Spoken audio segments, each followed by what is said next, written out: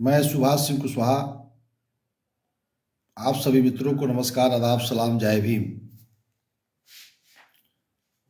सुबह 7:30 बजे प्रतिदिन बिहार के आम आवाम सहित पूरे देश में मैं संदेश देना चाहता हूं। जो बिहार के लोग हैं, गांव में रहने वाले गरीब किसान मजदूरों के विकास के लिए पंचायत सरकार किस रूप में कितना अधिकार है, इसकी चर्चा मैं करता हूं। पंचायत प्रतिनिधियों की भी एक सुविधा और गांव में रहने वाले लोगों को भी सरकार, केंद्र और राज्य सरकार के द्वारा चलाए जा रहे सभी विकासात्मक योजनाओं की जानकारी मिल सके। तो सबसे पहले कोरोना वायरस को हम सबको मिलके लड़ रहे हैं, हराना है। सरकार अपने स्तर से सबको समझा रही है मास्क लगाना, अति आवश्यक काम हो तब घर से बाहर निकलना, 2 गज की दूरी, सोशल डिस्टेंसिंग का पालन करना, तब जाकर के हम लोग कोरोना वायरस से निजात पाएंगे। कोरोना को लेकर के विकास भी रुकी हुई है। हम सब सचेत रहें, सजग रहें। इसी आशा और विश्वास के साथ हम अब आज का विषय पंचायत समिति कि ब्लॉक प्रमुख और ब्लॉक उप प्रमुख का क्या अधिकार है। प्रखंड प्रमुख है, उप प्रमुख पंचायत समिति में सब जगह बन गए हैं। सब लोग अपने अपने काम में लग गए हैं। बाधक कोरोना वायरस है। पंचायत समिति की बैठकें पूरे बिहार में सब रुकी हुई है। पंचायत प्रतिनिधियों को बेचैनी है। हम अपने कामों में लग जाते। बड़ी मुश्किल से ग्राम पंचायतों के अंदर राज्य सरकार के सजग रहने के कारण ग्राम सभा कर लिया गया। प्रधानमंत्री आवास के लिए, योजनाओं के लिए, जिस पर काम चल रहा, लेकिन वार्ड सभा बिहार में कहीं भी नहीं हो सका। और जब तक वार्ड सभा नहीं होगा तब तक विकास योजना सब ठप रहेगी। अब इस बीच में बिहार सरकार ने केंद्र सरकार से लिख करके मांगा है कि इस परिस्थिति में हम लोग विकास योजनाओं को आगे कैसे बढ़ाएं। विभागीय मंत्री भी बेचैन हैं कि कैसे हम पैसा गांव तक पहुंचा दें, लेकिन वार्ड सभा कहीं बिहार में हुआ नहीं है। इस परिस्थिति में प्रमुख और उप प्रमुख के अधिकार को आज मैं आपके सामने रखेंगे। तो सीधे इस विषय पर हम चलते हैं। प्रमुख का शक्ति क्या है, कार्य क्या है और दायित्व क्या है। तो जो पंचायत समिति से प्रमुख बने हैं, उनका सबसे पहला अधिकार है कि पंचायत समिति की बैठक जो होगी उसकी अध्यक्षता करेंगे। हमने कल बताया था कि पंचायत समिति में सांसद भी बैठते हैं, विधायक भी सदस्य हैं, मुखिया हैं और सीधे निर्वाचित पंचायत समिति के लिए सदस्य हैं। और उस बैठक की अध्यक्षता ब्लॉक के प्रमुख करेंगे। और आगे आप देखेंगे कि पदाधिकारियों की उपस्थिति कैसे होगी, आज ही का विषय है। और उस बैठक की अध्यक्षता करेंगे। और पंचायत समिति का निर्णय और एक अस्थाई समिति का निर्णय, अस्थाई समिति की चर्चा अभी 4-5 रोज के बाद होगी, लेकिन ये आज जान जाइए कि अस्थाई समिति और पंचायत समिति के निर्णय कार्यपालक पदाधिकारी जो होंगे उन पर नजर रखना कि उसमें जो प्रस्ताव पारित होता है उसके एक एक संकल्प, एक एक माननीय सदस्य क्या कहना चाहते हैं प्रोसीडिंग बुक में, सभा वही में, उसकी अनुपालन सुनिश्चित करेंगे कार्यपालक पदाधिकारी। बड़ा गुण विषय है प्रमुख के लिए कि जो भी आपके सदन में प्रस्ताव आएगा एक एक का माइन्यूटली चेक करना, चाहे वह समान स्थायी समिति में हो, चाहे विशेष बैठक में हो या सामान्य बैठक में हो। 3 विषय है: अस्थायी समिति का निर्णय, विशेष बैठक पंचायत समिति का निर्णय, सामान्य बैठक पंचायत समिति के निर्णय को कार्यपालक पदाधिकारी ठीक से कर रहे हैं कि नहीं कर रहे हैं, इसको देखना यह ब्लॉक प्रमुख का विशेष अधिकार है। उसके बाद में जो कार्यपालिका है, यानी पंचायत समिति के अंदर कार्यपालक पदाधिकारी सहित जो कर्मचारी हैं, पदाधिकारी हैं, उन सब पर नजर रखना, सभी विभागों पर नजर रखना, अस्थायी समिति की कहीं बेईमानी तो नहीं कर रहे हैं कोई पदाधिकारी, उस पर नजर रखना, बखूबी उनको करना। पंचायत समिति क्षेत्र में कोई प्राकृतिक आपदा आ जाए, वैसी स्थिति में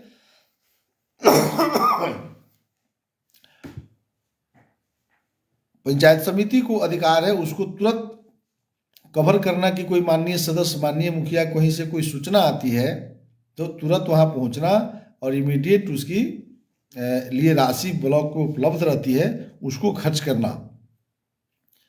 उप प्रमुख का ये अधिकार होता है कि प्रमुख नहीं हो तो उसकी पंचायत समिति की अध्यक्षता करना,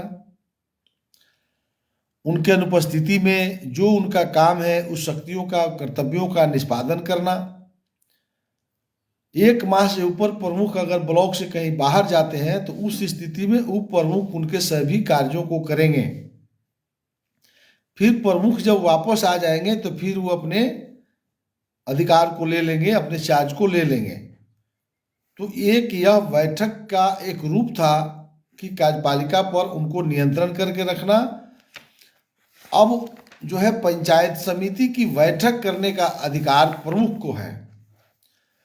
अब पंचायत समिति की बैठक प्रत्येक 2 माह पर 1 बार होगी। इस बैठक को हम सामान्य बैठक कहते हैं। पंचायत, यह प्रश्न है, पंचायत समिति की सामान्य बैठक और पंचायत समिति की विशेष बैठक क्या है? तो पंचायत समिति की सामान्य बैठक है, यह प्रमुख के द्वारा बुलाया जाएगा, और पंचायत समिति का विशेष बैठक पंचायत समिति सदस्यों के द्वारा बुलाया जाएगा, याद रखेंगे। तो ये पंचायत समिति का कुल संख्या कितना है, यानी पंचायत समिति जिस ब्लॉक में पंचायत समिति के सीधे निर्वाचित सदस्य कितना है उसको, और पंचायत समिति के अंदर जितना मुखिया है वो दोनों जोड़ दीजिए, और विधायक और सांसद के जोड़ दीजिए 2। तो यह जो संख्या होती है वही पंचायत समिति की कुल संख्या होती है। तो ये कुल संख्या की बैठक जब प्रमुख बुलाएंगे, यह 2 माह पर बुलाएंगे और इसको सामान्य बैठक कहते हैं। अगर कुल संख्या का 1/3 सदस्य बैठक बुलाते हैं किसी विषय पर तो उसको विशेष बैठक कहते हैं। यानी कानून बनाने वाला देखा कि प्रखंड प्रमुख यदि बैठक नहीं बुलाते हैं या जिस विषय पर हम चाहते हैं उस विषय पर चर्चा नहीं कराते हैं, तो माननीय पंचायत समिति के जो सदस्य हैं, मुखिया, पंचायत समिति के सदस्य, विधायक और सांसद, 1/3 यानी मान लीजिए कि कुल सदस्यों की संख्या अगर 40 हो गई तो 13×3 = 39 यानी 14 माननीय सदस्य हस्ताक्षर करके विशेष बैठक बुला सकते हैं। तो यही ये कह रहा है कि सामान्य बैठक प्रमुख बुलाएंगे तो 10 दिन पहले उनको नोटिस देना है। 10 दिन पहले उनको नोटिस दे देना है हर माननीय सदस्यों को, यानी विधायक को, सांसद को, मुखिया को, अनिर्वाचित पंचायत समिति सदस्य को। विशेष बैठक 7 दिन के नोटिस पर बुलाना है। कौन बुलाएगा? कार्यपालक पदाधिकारी। अब प्रखंड पंचायती राज पदाधिकारी कार्यपालक पदाधिकारी हो गए हैं, उनको जब लिख के दिया जाएगा तो वह बैठक बुला देंगे।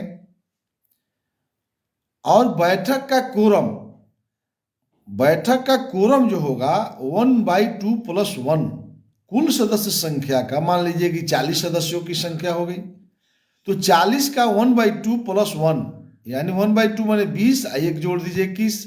21 सदस्य जब तक नहीं आएंगे तब तक कोई प्रस्ताव पारित आप नहीं कर सकते हैं। अगर कोई पारित करते हैं कोई प्रस्ताव तो वह इनवैलिड हो जाएगी। प्रमुख को हमेशा याद रखना चाहिए और उप प्रमुख को कि आपको कोरम देख लेना है कि 1/2 + 1 है कि नहीं, यानी कुल सदस्य संख्या की आधी में एक यादा, इसको 1/2 + 1 कहते हैं। तो जो कुल संख्या है उसके आधा में एक जोड़ दीजिए, वह आपका कोरम होता है। तो कोरम होगा तभी आप कोई प्रस्ताव ले सकते हैं। उसके बाद कह रहा है कि यदि कोरम नहीं होता है तब क्या होगा, तो वह बैठक स्थगित हो जाएगी। फिर अगले बार जो बैठक 7 दिन 8 दिन में जो बैठक आप करेंगे 7वें दिन, उस बैठक का कोरम जो है 5वें भाग से पूरा होगा। मान लीजिए कि कुल सदस्यों की संख्या 40 है, तब 5वां भाग यानी 8 सदस्य भी आ जाएंगे तो पंचायत समिति की बैठक होगी। कोरम के अभाव के बाद की जो बैठक होगी, अगर 40 सदस्य संख्या, एक उदाहरण मैं दे रहा हूं, कहीं 35, कहीं 40, कहीं 45, कहीं 50 होगी, तो जो संख्या होगी उसके 5वां भाग से कोरम मान्य होगा। यानी 40 पर अगर लेके चलते हैं तो 8 सदस्य अगर उपस्थित हो जाते हैं तो बैठक होगी पंचायत समिति की। यह कार्यपालक पदाधिकारी को और प्रखंड के प्रमुख को यह हमेशा याद रखना चाहिए। अध्यक्षता, अगर प्रमुख नहीं है, संजोग से बैठक बुला दिए, अगर अनुपस्थित हो गए किसी कारणवश, तो बैठक स्थगित नहीं होगी, उप प्रमुख के अध्यक्षता में बैठक होगी। अगर उप प्रमुख भी नहीं आए तो भी बैठक स्थगित नहीं होगी, ये ध्यान रखेंगे। बैठक तब किसी माननीय सदस्य को अध्यक्ष बना करके पंचायत समिति की बैठक होगी। यानी जब पंचायत समिति की बैठक बुला दिया जाएगा, नोटिस जारी हो जाएगा, तो बैठक होगी, यह स्थगित नहीं होगा। अब प्रस्ताव पर मतदान की बात आ गई। तो यदि पंचायत समिति की बैठक चल रही है, कोई मुखिया कोई प्रस्ताव ला दिए, कोई विधायक कोई प्रस्ताव रख देते हैं, या कोई माननीय इलेक्टेड पंचायत समिति के सदस्य कोई प्रस्ताव रखते हैं, और उस प्रस्तावों पर दोनों तरफ से बहस हो जाती है, फैसला होने के नतीजा नहीं ले रही है। अब जो अध्यक्षता कर रहे हैं ब्लॉक का प्रमुख, वो घबराहट में है कि कोई फैसला नहीं हो रहा है, तो वैसी स्थिति में वोटिंग होगा। तब प्रमुख रहेंगे जो अध्यक्षता करेंगे, कहेंगे कि तब ठीक है, आप लोग शांति से बैठिए, हम इस पर वोट करा लेंगे। तो उस स्थिति में उपस्थित सभी सदस्य मतदान करेंगे।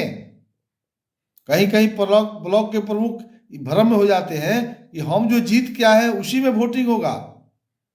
उसका वोटिंग है सिर्फ प्रमुख बनाने में, उप प्रमुख को बनाने में, और प्रमुख और उप प्रमुख को हटाने में सिर्फ जो निर्वाचित पंचायत समिति के सदस्य हैं उनको वोट देना है। लेकिन किसी विषय के डिबेट में, किसी प्रस्ताव में अगर डिबेट हो जाता है तो एक विधायक और एक सांसद और एक मुखिया, सबका वैल्यू बराबर है, सबके मतों की बराबर वैल्यू है, और मतों का विभाजन करके बहुमत के आधार पर उस प्रस्ताव को पास कर देंगे। अब मान लीजिए कि कोई पुल बनाना, कोई कहता है कि ये पुल नहीं बनेगा, ये दूसरा पुल बनेगा, तो इस स्थिति में दोनों को वोट करा लेंगे, जो बहुमत होगी वही प्रस्ताव पारित किया जाएगा, ये कह रहा है। यानी बहुमत के आधार पर आपको सभी प्रस्तावों को निर्णय लेना है और उपस्थित सभी सदस्य मत देंगे। अब प्रश्नकर्ता, अगर प्रश्नकर्ता ब्लॉक प्रमुख ही कोई प्रस्ताव अगर दे दें, अगर लगता है कि इनकी निजी हित है या कोई माननीय सदस्य का कोई निजी हित है, तो सदन चाहेगा तो उस व्यक्ति को उतना देर के लिए हटा देगा, वो चाहे ब्लॉक के प्रमुख क्यों नहीं, उप प्रमुख ही क्यों नहीं हो। साफ कह रहा है पंचायत समिति का कोई भी सदस्य पंचायत समिति या किसी भी समिति की बैठक में विचारार्थ आए हुए ऐसे प्रश्न पर मत नहीं देगा जिसके विमर्श में भाग नहीं लेगा यदि प्रश्न में जन साधारण के सामान्य प्रयोजन के अलावा उसका कोई प्रत्यक्ष आर्थिक या निजी हित हो तथा अध्यक्षता करने वाला व्यक्ति का कोई हित निहित हो। यानी कह रहा है कि किसी सदस्य या अध्यक्षता करने वाला प्रमुख के ही निजी हित हो तो ऐसी बैठक की अध्यक्षता नहीं करेगा। लगता है सदन को कि इसमें प्रमुख का निजी मामला है, इन्हीं पर आरोप लग गया कि किसी गड़बड़ी में, किसी पैसा की गड़बड़ी चाहे कोई गड़बड़ी है तो प्रमुख से नहीं हटाएगा लेकिन अध्यक्षता से हटा देगा। सदन कह देगा कि आप अध्यक्षता नहीं करेंगे। फिर कह रहा है कि अध्यक्षता करने वाले का निजी हित की स्थिति में कोई सदस्य अध्यक्षता करेगा, फिर अगला बार वो अध्यक्षता करेंगे। तो कानून किसी को छोड़ा नहीं है, इस तरह से कानून को बनाया गया है।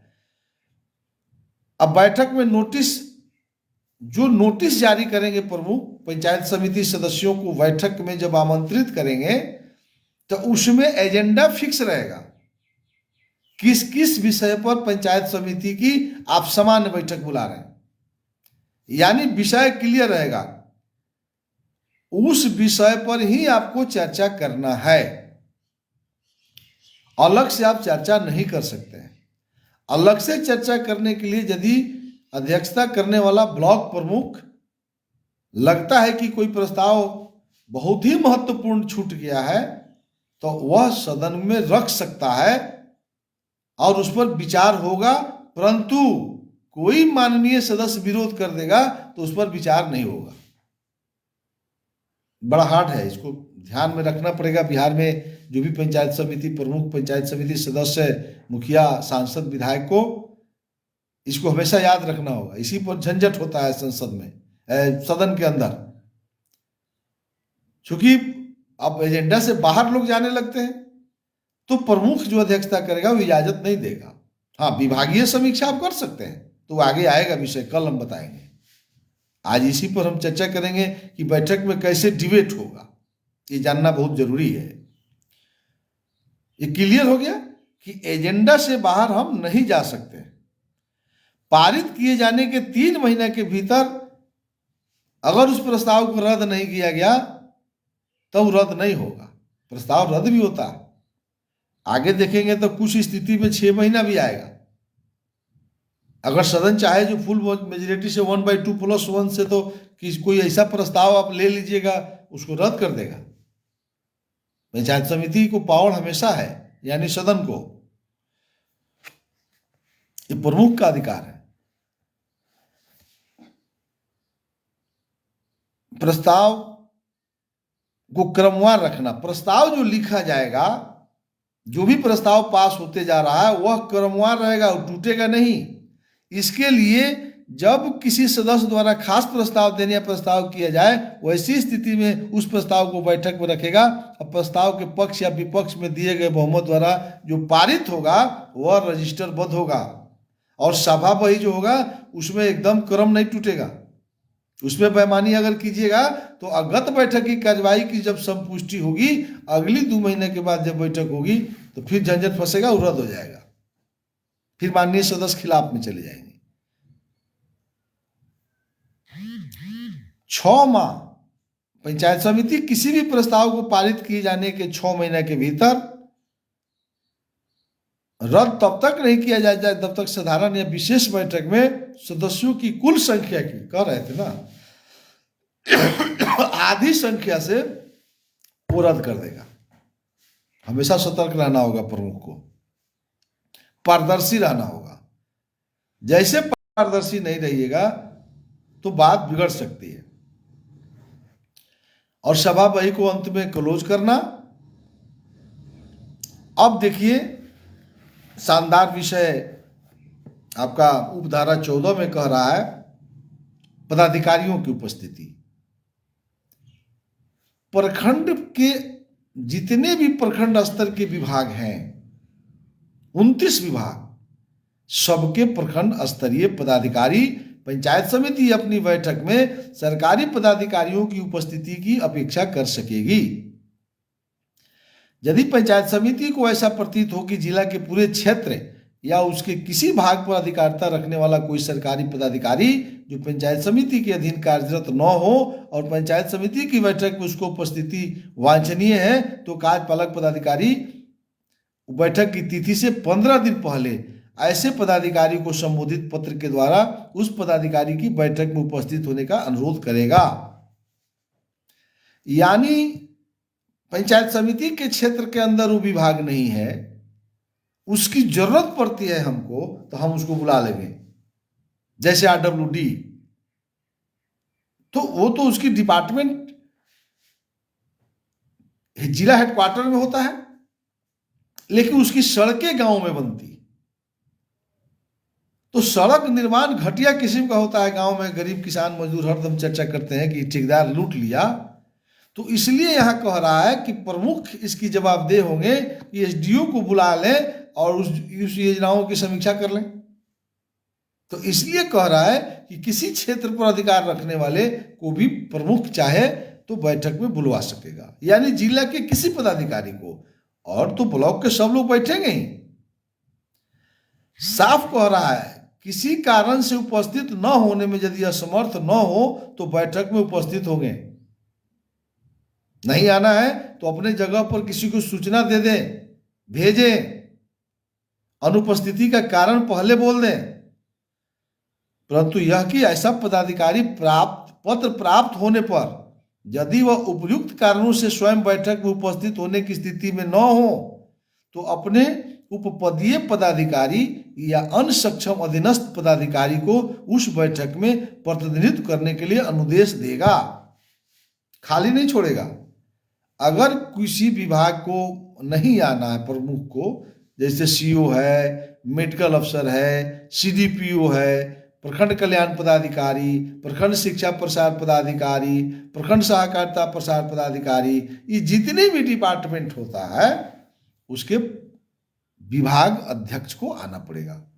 अगर किसी कारण से नहीं आते हैं तो अपने जगह पर किसी वरीय पदाधिकारी को जो ज्ञान रखते हो उनको पंचायत समिति में भेजेगा, सुनिश्चित करेगा बैठक में उपस्थिति। चूंकि माननीय जो सदस्य हैं, अब जरा इसको अब 2-4 मिनट में हम इसका विश्लेषण कर दें और समाप्त करें। कुल मिलाकर पंचायत समिति के जो बैठक को आपने देखा, कल भी हमने बताया था, आज भी बताया था, कल पंचायत समिति में अधिकार बताएंगे सभी विभागों में। अच्छा विषय होगा कल का। तो यहाँ सांसद बैठे हुए हैं, विधायक बैठे हुए हैं, मुखिया बैठे हुए हैं, प्रमुख अध्यक्षता कर रहा है, सभी विभाग के प्रमुख बैठे हुए हैं। अब देखिए कितना बड़ा सदन है। गांव में रहने वाले गरीब मजदूर किसानों की पैसा लूट हो रही है, तो किस विभाग में भ्रष्टाचार है ये तो गांव के मुखिया बैठे हुए हैं, सांसद विधायक बैठे हुए हैं। उनकी कार्यकर्ताओं की बैठक में हमेशा विधायक पर और सांसद पर लोग प्रश्न उठाते हैं कि विधायक जी, प्रधानमंत्री आवास में 40-40 हजार रुपया लोग घूस ले रहा है, दलाल सब। मनरेगा में अंगूठा का निशान लगा करके सब पैसा लूट लिया, बिचौलिया और दलाल, तो उस पर अंकुश लगाइए।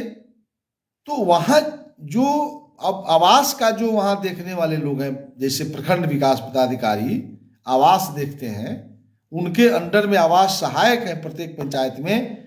तो वहां सदन BDO से पूछेगा, क्या BDO साहब ये क्या गुंडागर्दी मचा हुआ है, क्या हम सुन रहे हैं माननीय सदस्य विधायक जी कह रहे हैं कि इंदिरा आवास में 40-40 हजार रुपया दलाल ले रहा है, क्या कर रहे हैं?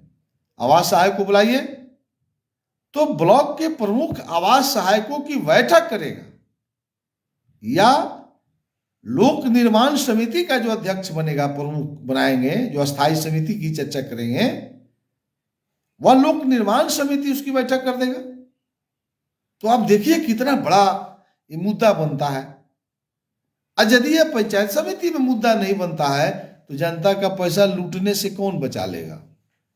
इसलिए पंचायत प्रतिनिधि भाइयों, एक बात के एहसास करने के साथ हम रोज मैं एहसास कराता हूं, आज थोड़ा सा गहन एहसास करा के समाप्त करूंगा। पंचायत प्रतिनिधि भाइयों, चाहे आप लाखपति हो जाइए, चाहे आप करोड़पति हो जाइए, चाहे आप अरबपति हो जाइए, आप चुनाव जीते हैं तो जरा अपने अंदर झांक कर देखिए कि रोज आप कितने गरीबों को कल्याण करते हैं। अपने बगल में पड़ोस में रहने वाले के बच्चे कपड़ा पहनते हैं कि नहीं, विद्यालय जाते हैं कि नहीं, उनको खाने के लिए पैसा है कि नहीं, उनकी स्थिति क्या है और आपके बच्चों की स्थिति क्या है, दोनों को तुलनात्मक अध्ययन करके एक बार अपने आत्मा से पूछ लेना पंचायत प्रतिनिधि भाइयों कि हम क्या कल्याण कर रहे हैं। पैसा चाहे जितना कमा लीजिए, आप अरबपति क्यों नहीं हो जाइए, आप खरबपति हो जाइए, ईश्वर आपको भला करें। लेकिन आपके कमाने से, आपके आमदनी से आप प्रतिदिन क्या कर रहे हैं? आपके वार्ड में वार्ड के सदस्य हैं, आपके वार्ड के अंदर किस रूप में कौन सो रहा है, किसके घर में भूजा है, किसके घर में रसगुल्ला है, किसके घर में मीट मछली चल रहा है, ये आपको पता है। लेकिन सिर्फ अगर हम अपनी बात सोचेंगे तो गांव में रहने वाले गरीब किसान मजदूरों को कल्याण के लिए जो परमपिता महात्मा गांधी सपना देखे थे, तो गांवों की जब अपनी सरकार होगी तभी जाकर गांव में अमन चैन काम होगा, ग्राम स्वराज की स्थापना होगी। उस ग्राम स्वराज की स्थापना के लिए तत्कालीन प्रधानमंत्री राजीव गांधी जी ने 1988 में यह सरकार को बिल ला करके एक बहुत पुण्य का काम स्वर्गीय राजीव गांधी जी ने करके चले गए। लेकिन आप जो करते हैं उसमें थोड़ी सी जनता के लिए हम लोग को रहम दिल करना चाहिए। इसी आशा और भरोसा के साथ आइए प्रमुख और साथियों, ब्लॉक प्रमुख और पंचायत समिति के साथियों, कल आप जानिएगा कि किस विभाग में आपको क्या अधिकार दिया है सरकार ने, उस विभागीय की चर्चा हम कल करेंगे। इसी आशा और विश्वास के साथ आप सभी साथियों को, प्रिंस कुमार कुशवाहा जी, आप हमको लगता है कि आप शुरू से आज उपस्थित हैं, 7:30 बजे से ही उपस्थित हैं। चूँकि सुबह में ठंडा में बहुत कम लोग आते हैं, लेकिन शाम तक लिंक जो है लाखों लाख लोग रोज देख रहे हैं। पब्लिक न्यूज़ पर मैं जो भी सुनने वाले लोग हैं उसको खास करके मैं बधाई देता हूं कि आप उसमें प्रतिदिन 1-2 लाख पब्लिक न्यूज़ पर, पब्लिक ऐप न्यूज़ जो है उस पर सभी को मैं शुभकामना देता हूं।